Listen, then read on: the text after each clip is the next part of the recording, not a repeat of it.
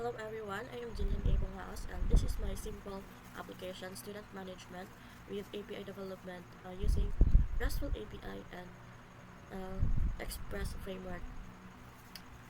So this is my code. This is our CSS, this one, for this front end, and also our HTML.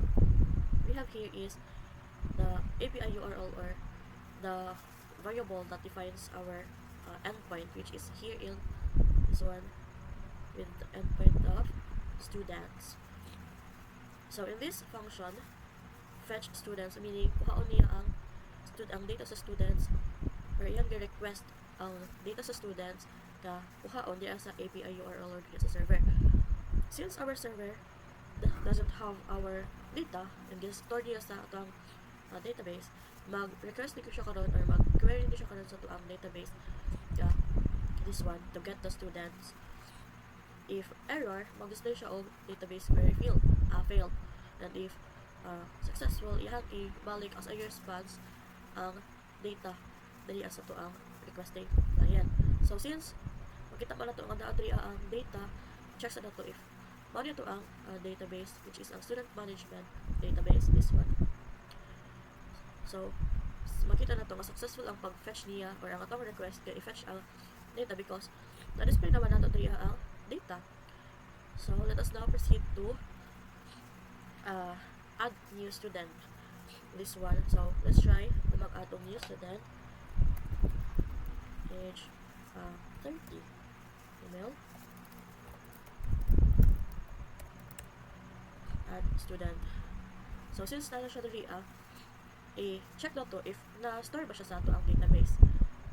Actually, ang process ani kay iharaj hapong i-ask si API URL or which is ang kaning gihapon, i-request siya ka server na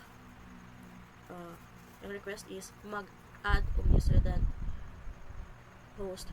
So, ang kaning method ng post is kaning post na to nga operation na amo na siya ang mag-set up sa itong database, and if error, yan ibalik. If successful, ibalik, i-insert na po niya ang aning data. So, i-check na to if na-insert pa ang data at wala ko siyang i-reload.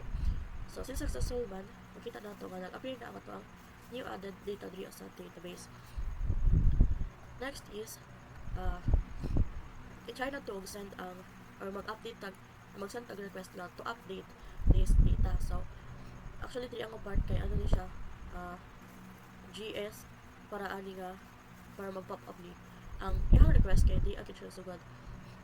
Sana na siya padulong nga gyapon ang API or sa to ang server. Ang kani siya kay update student. So this one is put kani nga operation ang mag-send kang database, then ibalik na pud niya if successful, ibalik na pud niya ang response kang client. So if itry na to update dili kani itry na to update si FFF update age 25. Let's change age by 25. Update student. Okay, then na-update siya diri i-check na po nato sa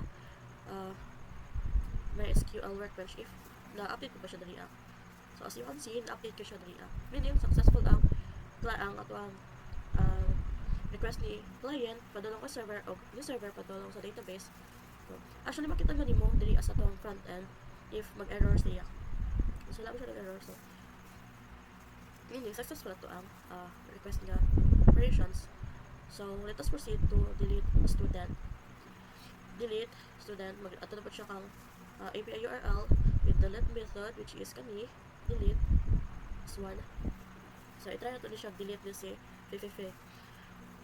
Actually, makita niyo din ang makabhang lang mga ID. It's because kapilanan ako siya gitake na tutorial. So, ito yung delete.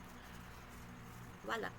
So, that is because successful ang ito ang isang na request ang server. Check na po natin sa itong workbench if nawala ba yun. Nawala. So, as you can see, function or functional ang tanan na ito CRUD operations. And maalang to siya. Thank you everyone. Salamat. Bye.